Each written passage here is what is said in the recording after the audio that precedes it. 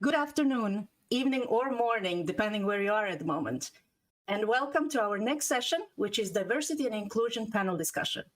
My name is Natasha Skult. I am a CEO and creative director of MyTale, an indie game company here in Finland. But most of you know me from my work at IGDA Finland and now as a chairperson of IGDA Global. I'm extremely honored to be host of today's discussion. And with us, we have incredible leaders from the industry who are having great impact in this field. So please welcome Dan Bernardo, Sarah Spires, and Taina Myöhänen. Welcome, guys. Welcome to the show. Yeah, thank you for having us. Did you check previous sessions? And how do you feel about it so far? Great, thank you. And thanks for asking us here and hosting this all wonderful day today. No, thank you for joining us. So let's start with the introductions. And please also feel free to introduce also your organization or company or whichever team you wish to discuss more about. So who wishes to start? Any volunteers, or do I just, who wants to be first? You're going to have to throw somebody under the bus. Yeah, you're going to have to pick. Okay, Sarah, you go. Sure. Hi. Hi, as you know, my name is Sarah Spires. I am the interim executive director of the IGDA Foundation, which is the sister org to the IGDA. We are a charity nonprofit focused on helping marginalized and underrepresented developers get into and stay in games. I also work as a producer for PUBG, where I am helping build our production team to be a diverse and inclusive space as well. Fantastic. Taina, would you like to be next? Oh, hello, my name is Taina Myöhänen. I am the president of We in Games Finland. That is the organization for diversity and inclusion. We work mainly in Finland, but obviously this is so global field that we are so much connected. And I loved something said, so there is like, I'm going to copy some of your lines. But what we do is basically we try to promote diversity in the games and kind of keep the discussion up and give like a concrete things for people who want to be in the games and who are already in the games and how they want to proceed and with their careers. We in Games was established 2019, so we are a pretty young organization. We run some of the projects currently with the Ministry of Justice, for example, in Finland, about gender in games. Please check out it if you haven't yet. Myself, I've been in games since 2006, working in the management side, and I still kind of keep hanging around. Currently, I am the researcher of game production, so this is pretty interesting shift, and I don't want to present myself as a researcher because I started just a few months ago. And it's really nice to be here. Thank you, Natasha, for asking me. Thank you for joining. And Dan, how about you? So my name is Dan Bernardo, and I am a co-founder and game director for Playtra, well, a small studio here in London. I'm originally from Brazil, and I came to the UK 15 years ago and create my career in technology. And 3 years ago, I had this crazy idea to go to games, thinking it's gonna be easier. Nope, it's much harder. Playtra is focused on creating games that have LGBTQ plus narratives and thematics, also a more diverse cast if possible. But different from most games that work with LGBTQ plus, we try to, on top of LGBTQ plus narrative, also have some very deep gameplay mechanics. So you're probably going to get games that will be modern narratives, going to be strategy games and RPGs that have a bit more robust set of gameplay. Also a founder of the Game House. There is a smaller label just for very experimental stuff. So it's just about whatever people come and say, this is not going to make money, this is too weird. I say, yes, let's try. And now we are working on Grid Force, which is all-female strategy, real-time strategy game that's also going to be on Steam. So have a look and give feedback. We need desperately as much feedback as we can. Is it going to be part of this Steam Next Fest now? Yes. Yeah, I know. So we shall share the links. Make sure to check out as well. And now I also want to invite you, audience, to actually, because this is going to be interactive panel. It's not going to be just discussion kind of between, involve you as much as possible. So if you have any questions, please either put them, or comments, or any feedback, please do put them in either Twitch chat or in our Discord under the questions and discussion channel. So we will then include that straight away. And so thank you so much for your introductions. And yeah, this is one of those topics, because diversity and inclusion has been, especially now, it's a hot topic for several reasons, obviously, around. And we can see a lot of companies, especially being, using it also for the marketing side of things, but not really, walking the walk, or more kind of talking the talk. So this is what we want to discuss today. There are different aspects of what that really means, the diversity, especially in the tech industries in general, which of course games belong to. But games are very unique medium, because it's not just about the technology, it's all about experiences. Games are the medium of expressing, games are the medium of communicating with others. So many different layers there that are happening, and the way how interactive storytelling emotionally engages to our final user, meaning players and generally audience. So there's a lot of power that the medium has as games, and this is why there is that part of the representation in games, obviously, but then also the teams that create these games. So let's dive kind of slightly back. So let's start with a bit of intro to this whole topic. So diversity is a very, very wide term. So there is the diverse background, obviously. I mean, each of us in this call, we are all having quite a diverse background ourselves. And even not necessarily, of course, being in the trained to be game developers as through education. I mean, starting with myself, I'm a traditional artist, and my PhD studies art history and museology. Who cares about that? But the thing is, here I am running a company as well. Same like you guys who have so many things that you have done previously.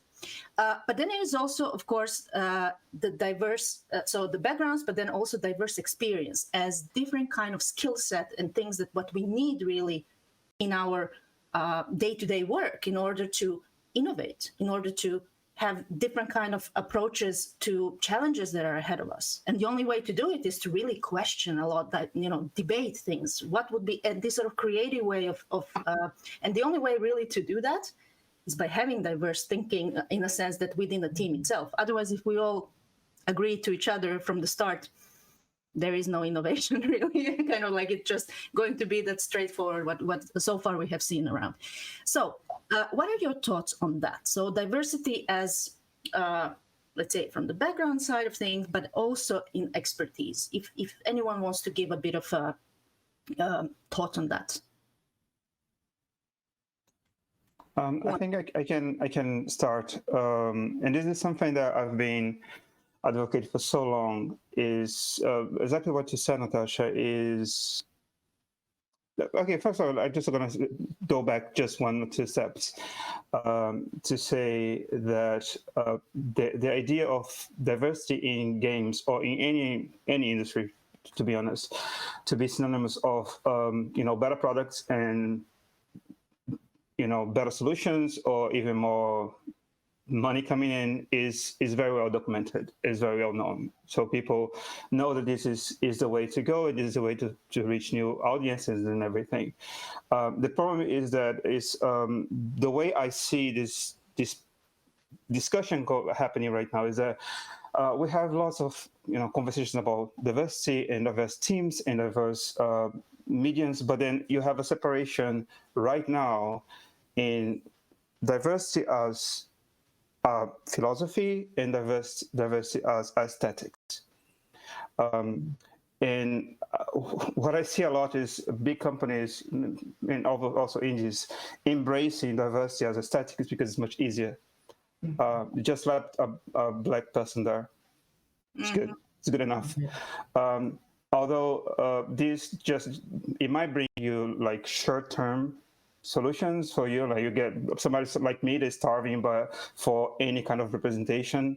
I don't care initially.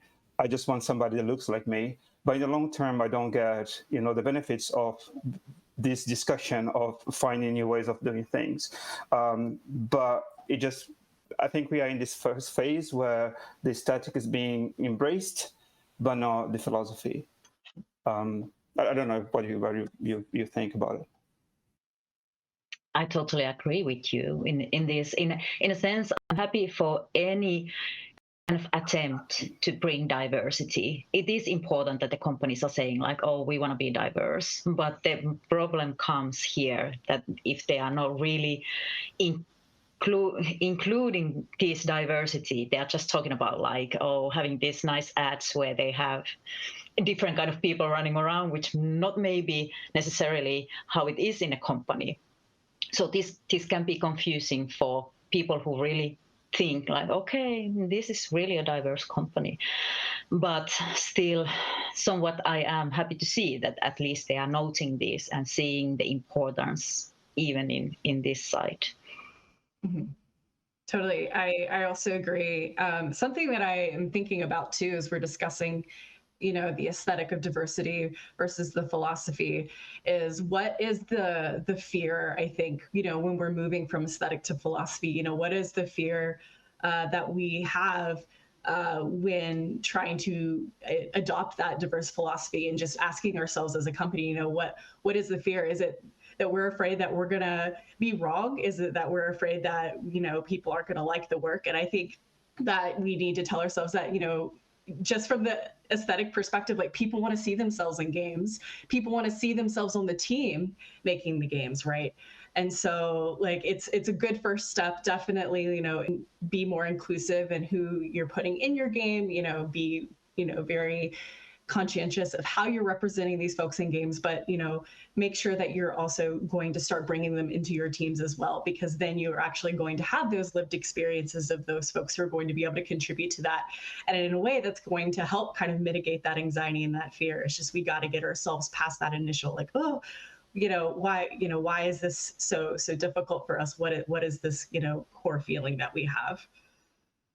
That's a great point. And do you have, so basically, especially IGDA Foundation has been working for years in this sort of like really, really focusing on diversity and inclusion. So any kind of, let's say, tips, so to say, or anything that you have seen that may work in at least, to some extent, because what I see is also how do you empower the teams to really take this as not just, oh, it's a trend, for example, or oh, now we need to do it because everyone else is, or any of that, but really to get out of their boxes which they are in already, and also really empower diverse thinking as being the part of the company culture, because I can tell you, at least from our side with our company, I mean, we started literally the company with first company culture first before even any kind of other pitch decks. So just like what we want to create as a place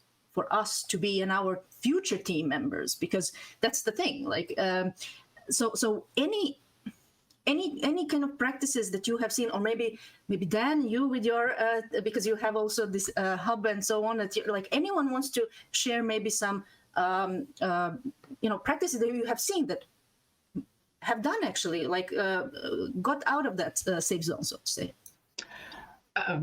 I can start with just one quick one. So one of the things that I see companies do is try to be more conscientious of who is present when solving problems. I think that a lot of times, especially in tech and games, we have this sense of urgency. Like, we got to get this game out the door. We got to meet this deadline. We got to do this. But sometimes in being really, really urgent about our work, we're leaving out really important voices and really important opinions. And so taking a step back and really asking ourselves, like, do we need to make this decision right now? Can we wait for, people who need to be in this conversation for them to actually be in the conversation? And most of the time you totally can. you can wait and include them in that. And I think just building that framework of making sure that, you know, all the stakeholders are present, and then making sure that your stakeholders are also diverse too, because we have a tendency to, even if we do come from marginalized backgrounds ourselves, to make decisions that kind of benefit us in a way, even if it's with the best of intentions. So just making sure that, again, you are setting or creating a place where all the stakeholders are present, and that you're also making sure that you're including as many diverse stakeholders as possible. Yeah, I think there's a fundamental problem. I was talking to Natasha in another event once about it, is risk and trends are these two key words. And there are two key words that are in the head of the decision makers right now. So decision makers don't see diversity as anything but trend that it can get some money out of very quickly. I'm saying this by having a look at the biggest initiatives of inclusion in big companies right now. First of all, the line in their budget for the most well-intended initiatives it never passed the single digit. They are very small in comparison with the amount of money that they spend in anything else. So the first thing is like the sign of trust and sign of importance is unfortunately how much money you put on that, and we don't have enough. So it's very hard to empower diverse creatives by just putting a tap in their back and say, I trust you, I believe in you. Those people need to pay their bills, and they need to create, have tools. Many times I talk to publishers who come to me and say, I love your game, but it's too risky. And what do you mean by being too risky? You get somebody who working in games for 20 years that haven't done any hit game for 20 years, and you just handled a $3 million for a game, and I'm asking a fraction of this, and I am too risky. So I just feel that we are going to be in a situation where we can create proper, real diverse games when the wallet is open and the because otherwise not going to get it anyway. So with that said, there's some companies that are doing an incredible job in highlighting people who are doing something interesting. I just feel like we should be able to highlight everybody or a bigger fraction of them. If you see the number of, the white male, and I hate talking about this because it feels like I'm against, white males around straight males, I want you in. I'm not your enemy. But the ratio of projects led by this profile, the fail is so much bigger than the small ones, because we have to go through so much to get any kind of trust, which is equal to funds. Absolutely. And this is, I just want to give comment on that. That is absolutely true. Also, especially with female founders as well. It's as well compared to, regardless of the race and background and so on. It's also just simply more risky for some reason. But speaking of risk, I think you really put a good spot there, because risk for whom? Who is that? What is the risk? Where I can see, because we see the players, we know, we have data that the players of the games with diversity and very most colorful possible variety of characters in the games, the players are there. We know that. We have data. So the risk is towards actual funding or investors behind these, because it's not necessarily the people we speak with, which are publishers, investors, they represent others as such. So it's not necessarily that person who actually makes decision that you speak to.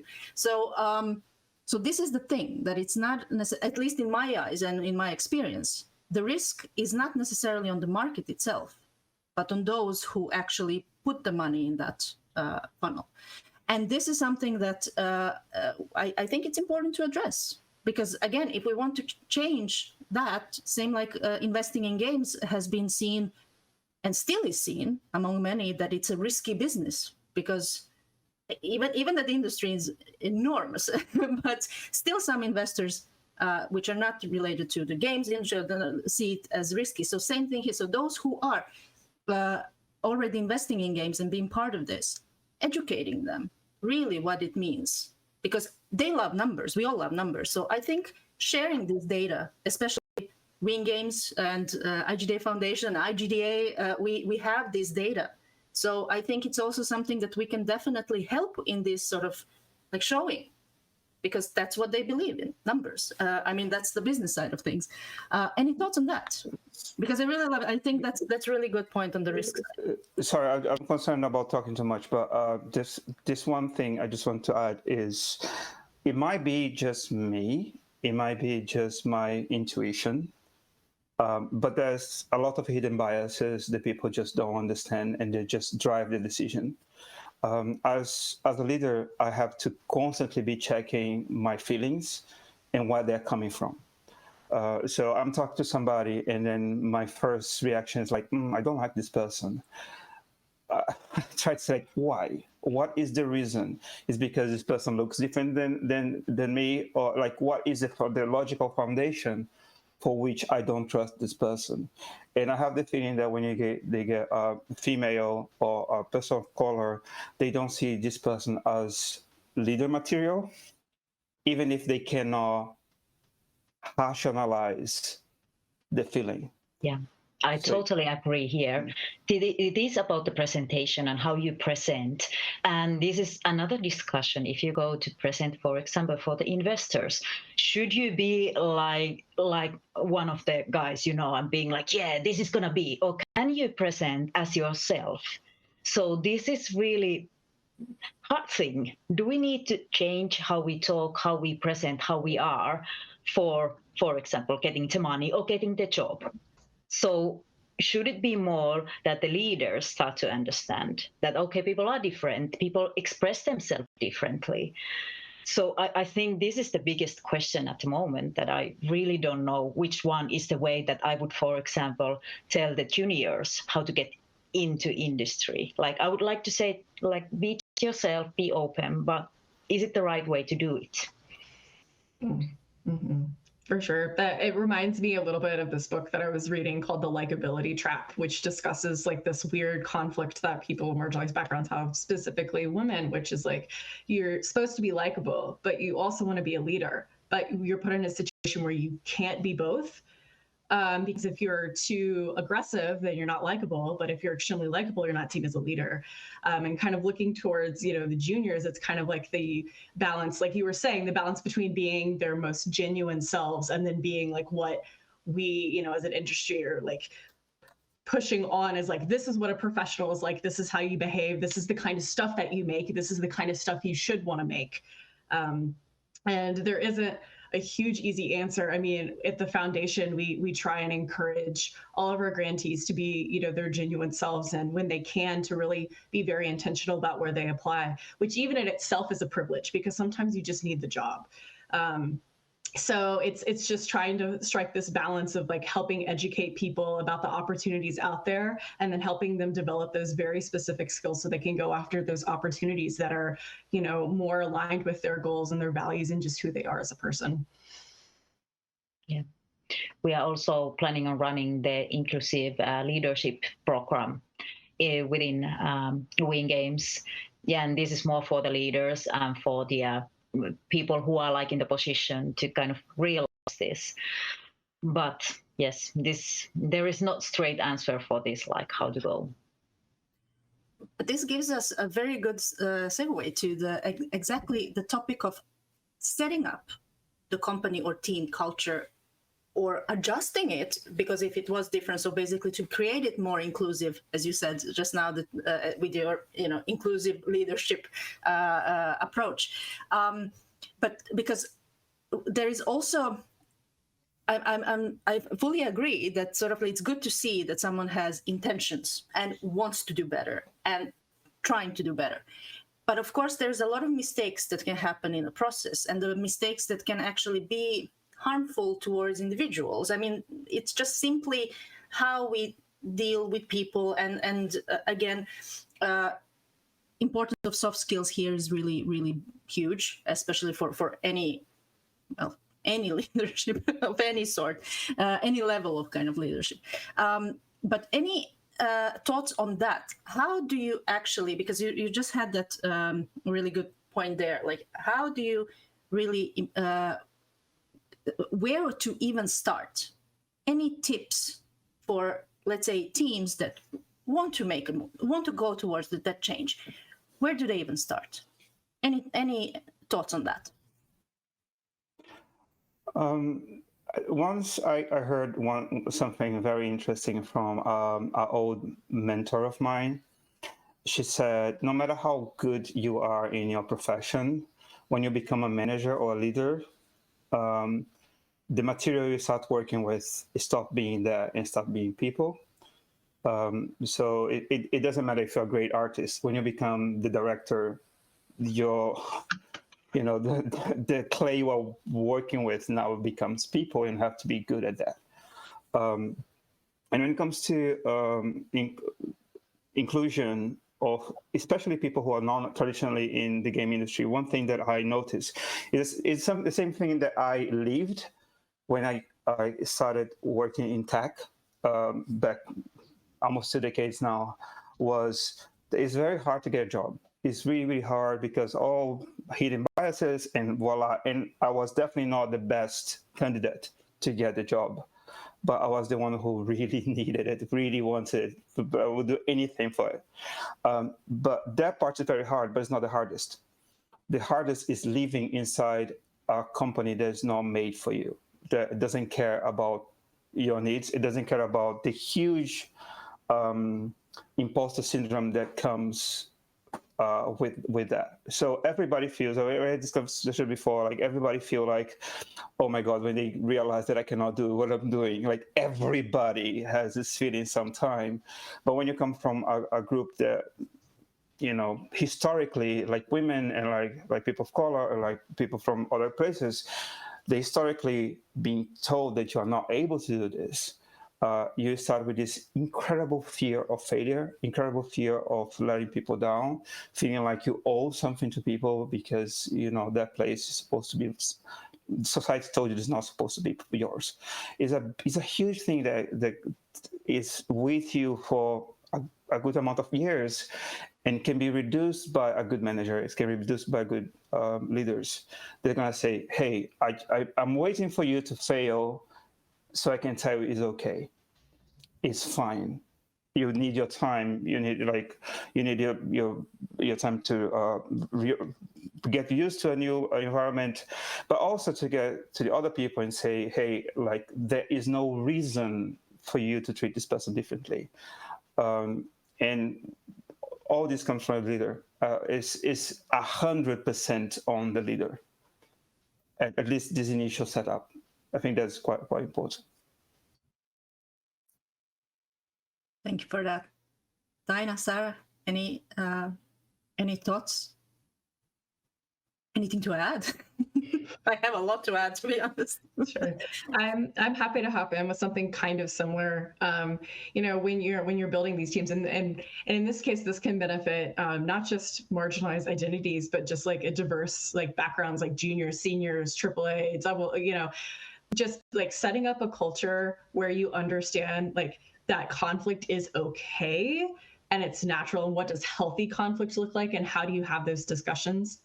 I think that there are several of us who, start a new company, we're navigating the culture and we're afraid of, disagreeing with anyone. And part of game development is just being really collaborative and open and creative with one another. And so setting up a healthy culture where you can, as someone who is junior, disagree with someone who is more senior and have it be thought of as, working together and not as a challenge of authority is really, really important. It can help grow a more inclusive culture, regardless of your identity.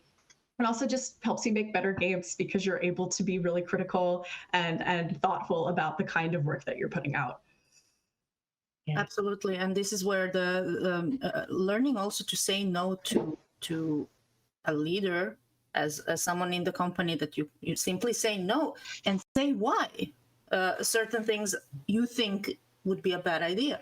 To be honest, there are quite many AAA games out there that someone should say no to their leads, even in design-wise, but let's not go there. Yeah. Yeah, Taina, did you have something to Yeah, I would like to add that this is not just for marginalized persons who are joining the company. This is for everybody. This is like, you should build this for everyone, because if you create this kind of healthy culture where you can fail, where you can questionize, that is going to benefit everyone working for that company. It's not just for their thinking about diversity in such, but it's going to benefit everyone. So this is something I think we should aim, because we are in the creative industry, and creative industry needs this questionizing and needs the belief and being okay to fail, because we fail all the time. This is like constant failing. In my opinion, from looking back my career, there's a lot of failings. So this is something that should be kind of, in my opinion, coded for every company and to be the starting point. Absolutely. I mean, we start a day with a cup of failure anyway. That's how. Yes. I mean, this is in the industry we chose exactly. Cheers to that. Yeah, I fully agree on that. But the thing of failure, because what is really failure? Failure of the product placement, failure of the communicating with the audience, failure of what? Not heading to the deadlines of your whoever set up the deadlines. These are the expectations, and actually they're quite amazing takeaways from today's keynote and other speakers at the event. To quote Matthias saying that we're in the entertainment business. So we entertain. We are not curing COVID or any other disease. We don't actually, there are no lives really dependent on our work. So the only thing that we really need to focus on is the people we work with, because that is the essence. I mean, without these people, there are no products really that are coming out. I mean, it's all about the people. And this is why it's important also that management realizes as well, especially in the bigger companies, usually people can become just, numbers on the sheet, basically, especially if they're so big that you don't even meet necessarily certain departments. But this is important to actually really focus on the people. And this is where soft skills are. I mean, we just keep saying soft skills, and also this is one of those promo things that everyone is talking about, soft skills. But it is the essence of really being a good leader. And as any other skill, it can be learned, it can be developed, it can be, and it should be. Like, this is the thing that I see with my students quite often, that universities and generally schools, they even want you to go and be entrepreneur or do this and that, but then they don't equip them how to actually deal with the fellow team members. How do you actually communicate? As simple as just communicating within your team.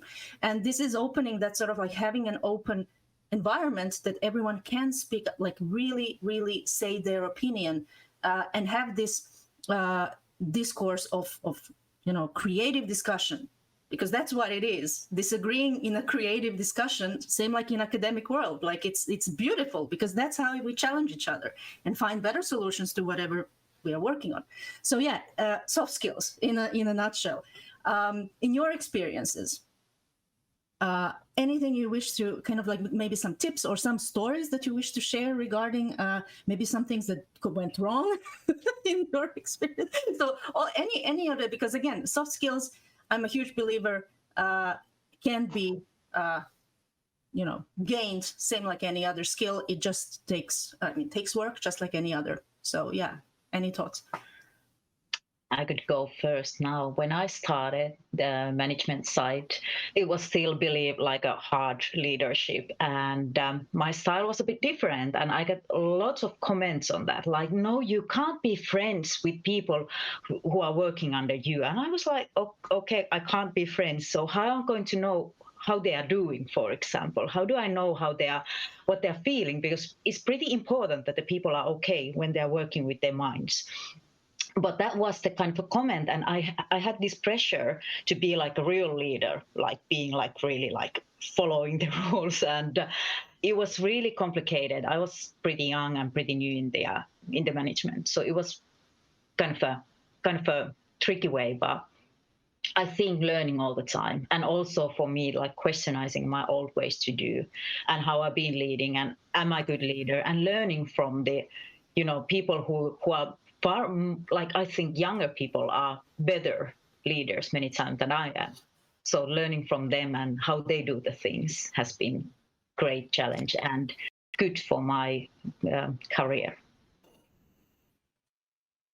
So, in my opinion, I think that I find very funny when people talk about like being professional.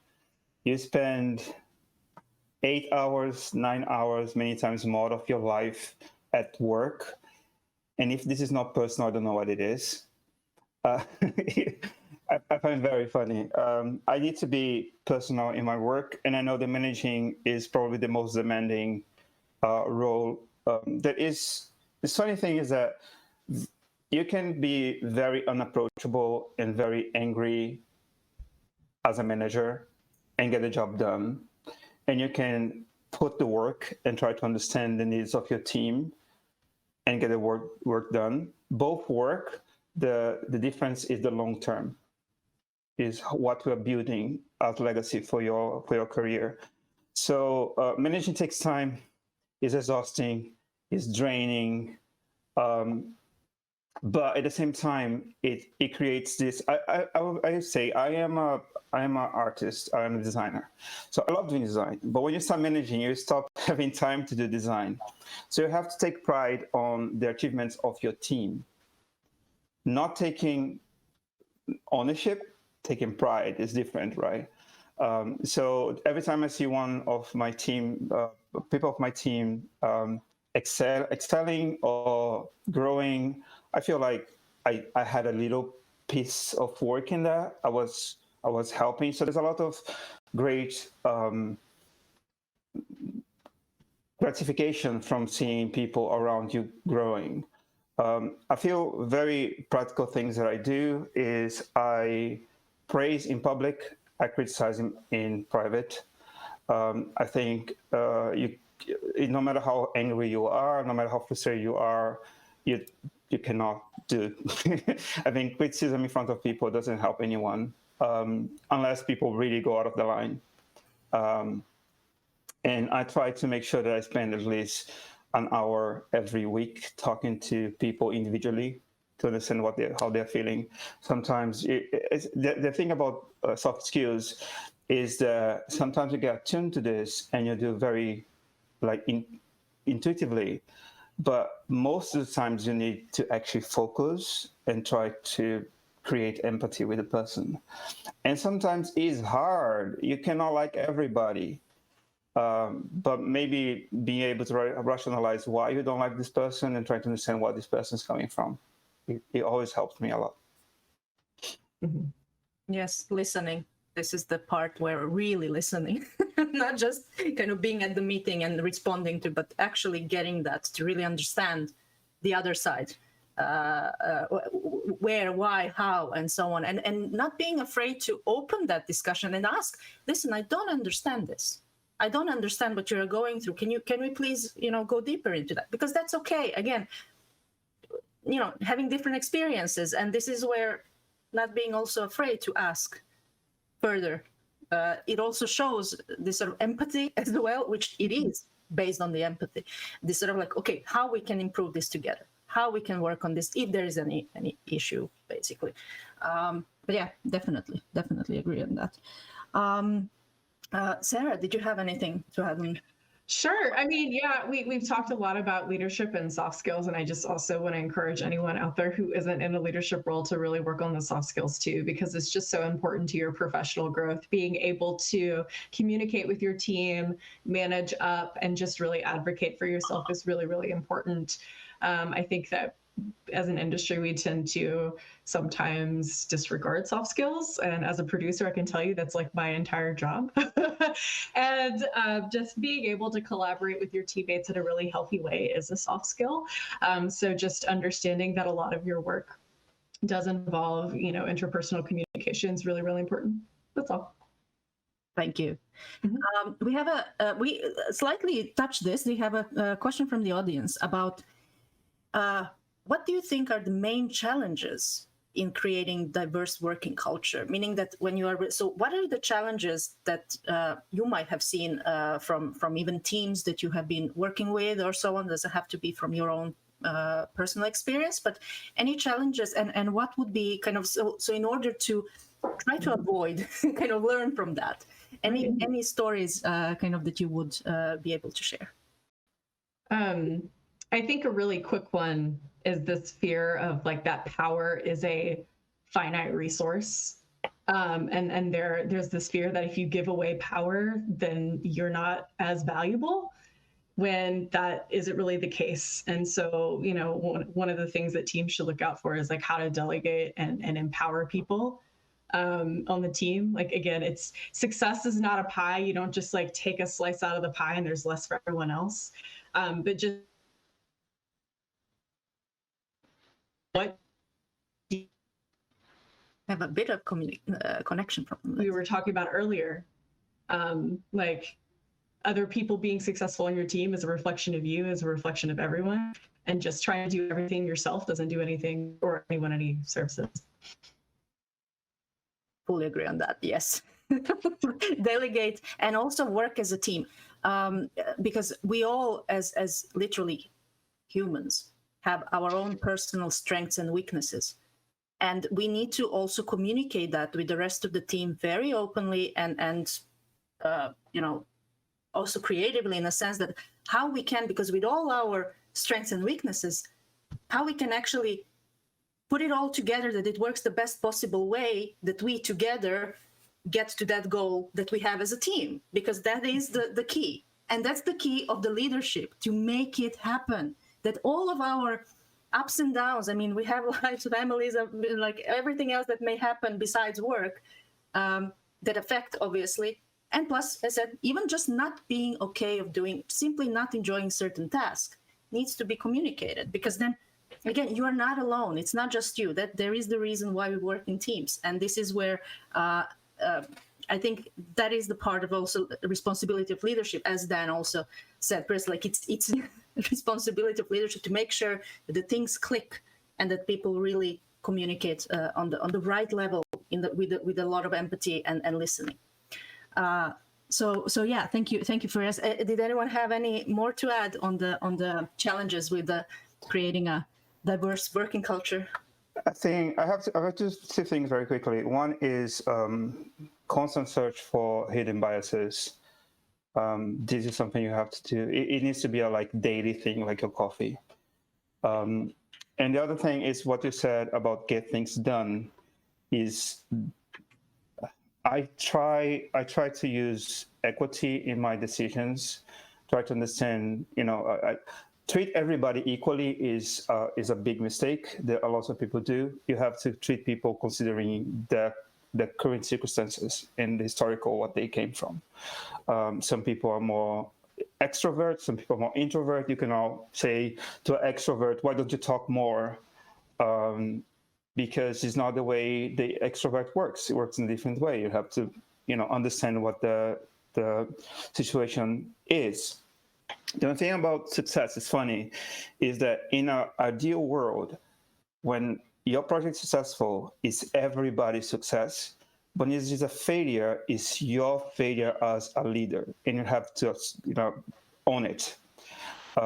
So because of that, just talking about being nice and being understanding is not the full story. Sometimes you have to be direct, and sometimes you have to be hard, and sometimes you have to make the decisions.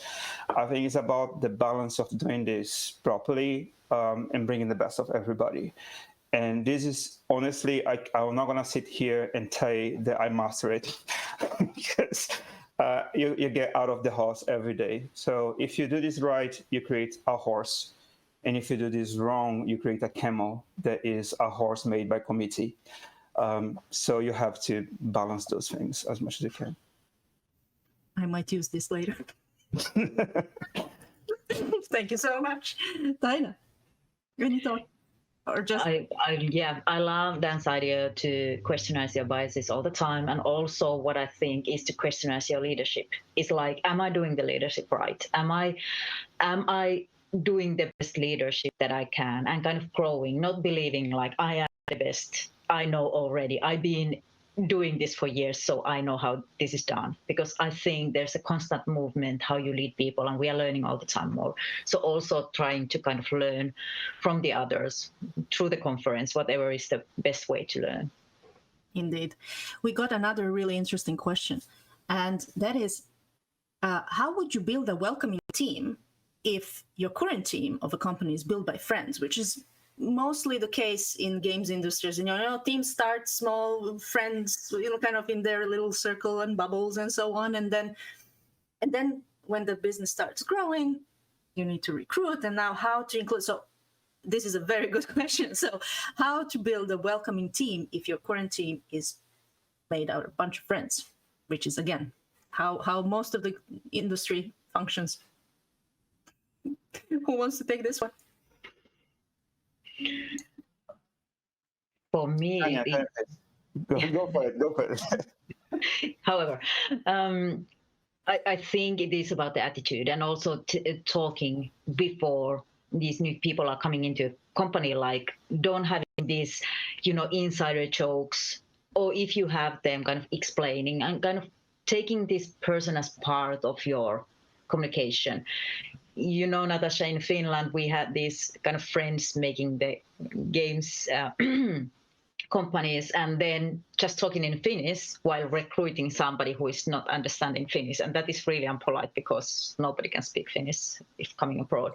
So these are the little things, like realizing like what are the things we need to change when these people is. And we've been actually having some in the companies that I've been working, we've been having this discussion. So when this person is joining, what we need to change, what we need to take into consideration before these people are like coming in there. Like, do we need to translate these things? Do we need to take in account like how they can move here, and little things, but really like discussing that. But I think I'm waiting for Dan to add more.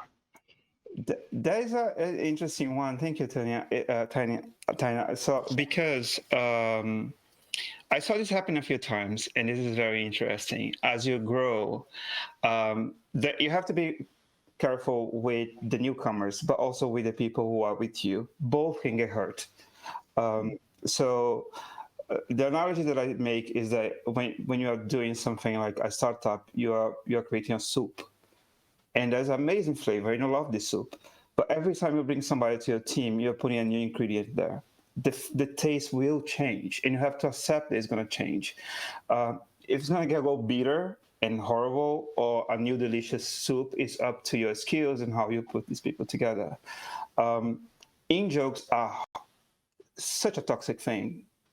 When somebody new comes, and I think you have to understand that in-jokes are infinite.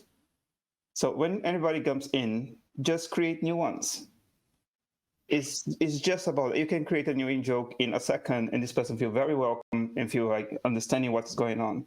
So everybody joins the team, I immediately start creating new in-jokes and try to get people to feel like, because if they are part of the creation, they feel like they belong.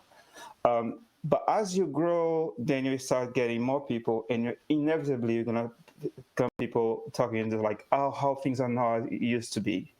Oh, things are not the same. Things are changing. And you have to let these people understand that yes, this is how life works. And it's inevitable. And it's actually very exciting if you embrace this in the right way. So it's going to happen no matter what. It will happen. It's just about how you frame it and how you guide it. This is my personal experience with that. Fully agree. Sarah, any takes on this? Wow. Yeah, that's really, really tough. I think, again, just kind of echoing what everyone else has said earlier, just like also make sure you're checking your biases too. So if you're having these conversations and discussions, make sure you're not, unintentionally only siding with your friends. Like, make sure that this new person feels empowered to contribute as well and that their opinion is valued. And make sure that you have people in leadership where, and I understand, like, eventually everyone, ideally is going to become friends, but make sure that all the key stakeholders are not just this one group of people that make all the decisions and they're kind of a clique. Like, you want to welcome new leadership and make sure that everyone feels welcome in that environment, and just echoing what everyone else said, but just being very intentional to make sure that you're not alienating other people and not giving them any agency or control over kind of like their place in the company or like what the company is doing when it's like that small. I have a few things to add to this because I have seen a few teams quite successfully changing their culture from very few guys together to actually like having the even that certain change could be, especially for certain individuals, a bit more challenging or not, but still if there's a will, there's a way. And the thing here is that one concrete thing, like I fully agree on Tina's, like with our industry being this sort of like, we are a global industry, like we also need talent from all over the globe. I mean, that's the whole thing. So making sure that the communication and everything else is in line, but also I have seen lots of issues even with just internships with the local people in the local companies not having the communication adequately set. Even with so it's not just the language barrier, it's just generally the attitude and the way of communicating. So that's the thing. One thing I can add, and please do give some tips, so just a few tips came to my mind that I want to also kind of highlight from what we have discussed here, is that have some sort of activities or peer kind of, so someone from the teams to really focus on communicating or being there sort of like for the newcomers, even interns, there for them, like really first contact, so to say, or someone to really closely work with and really get into the whole groove of the teamwork and so on. Not just expect them to do it, but more like really allow them, like have a kind of safe net within your company that they feel safe to approach, not necessarily management, but whoever, depending how big team you have. Secondly, I have seen that even with our own company, having very short, very kind of ad hoc game jams can help a lot of breaking certain ice when it comes to. So it's not just working on the product that it's a product that is commercial product or client product or whatever, publisher stuff, like whatever it is, but something that you together get to know each other, really how you like what really makes you tick, how you do stuff, and maybe even shift what you want to try something else. Let's say you're a coder, but maybe you want to try to do some tech art, or maybe you do want to do some audio stuff. So just spice things up. And it takes really few days off, which is not going to change anything else, but really onboarding people together to really break that sort of like the day. And then that's where all these amazing stories come. And it can be done during the work time. So it's not something that requires weekends or anything like that. It can be. So this is, again, something that it's really what I have noticed in our practices, at least at our companies, that really worked well.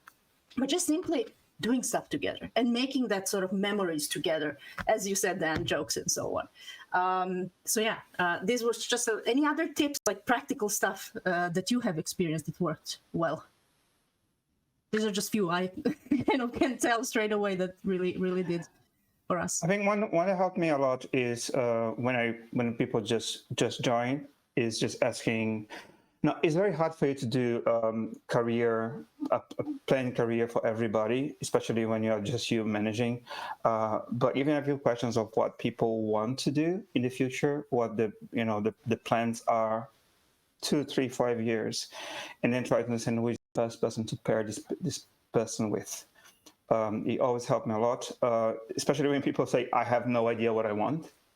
Then it's a good way for me to say, hey, you're going to spend some time with all these different people to try to figure it out.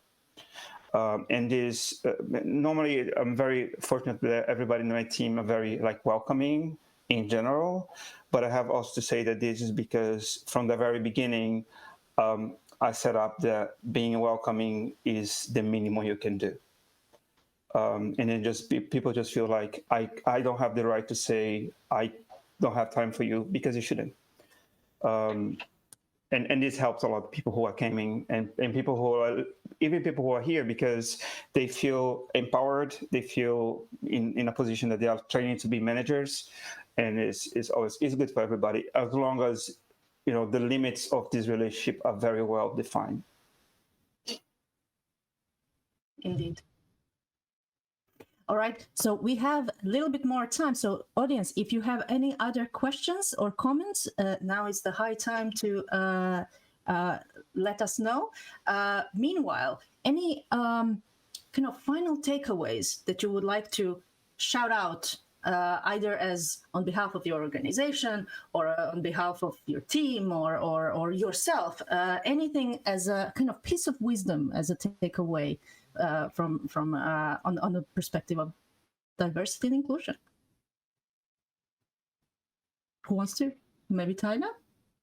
Piece of wisdom is quite a hard thing to say. It's so wise. We are so wise here. No, but piece of something that kind of really resonates with, because this is the part of why, which we have been listening throughout the day, actually, both as kind of personal leadership sort of thing, that why I do this, why I do that, or why should be done this and that. So this is also piece of wisdom, why and how to kind of get better, improve. None of the changes happen overnight, ever. To listen, and to questionize your own thinking all the time. This is, in my opinion, the ways to get better. I think. No, you go ahead. Please go. I just talk too much. Go ahead. No, you don't. No, we can talk for days, but it's No, you go ahead. You go ahead. I heard you first. I have two things. One is that I say to everybody who talks about diversity is diverse games are made by diverse teams. Is the one, and the second one is that games are empathy machines. It's what we do. We create empathy with other people, with ourselves, with the future, with the past. And I don't see anything this world needs more right now than empathy. So be proud of what you're doing. Keep creating empathy. That's what we need. And then I think the one thing I would recommend is going back to the idea of diversity as a philosophy. You don't just open the door for people and say, go through, and that's it.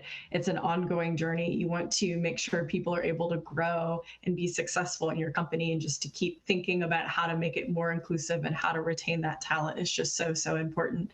I think it's not a box that we check. We don't just do our diversity action of the day and move on. It's something that's just very, very intentional, and we're going to make mistakes, and it's going to be okay. Just keep learning and keep growing from those failures, and they will become successes. And towards that, creating more diverse leaders of the future and next generation of leaders, because that's what we need. And this is why this whole event is all about the next generation of leaders and the culture of sharing. And once again, I want to thank you so much for joining us today. I believe soon will be our time off. So I would like to thank also all the organizers and having us, especially now we have since this is the last session of the day, we are going to have a small break and then go back to the studio. So thank you, everyone, and enjoy the rest of the evening or day, wherever you are. Thank you. Thanks.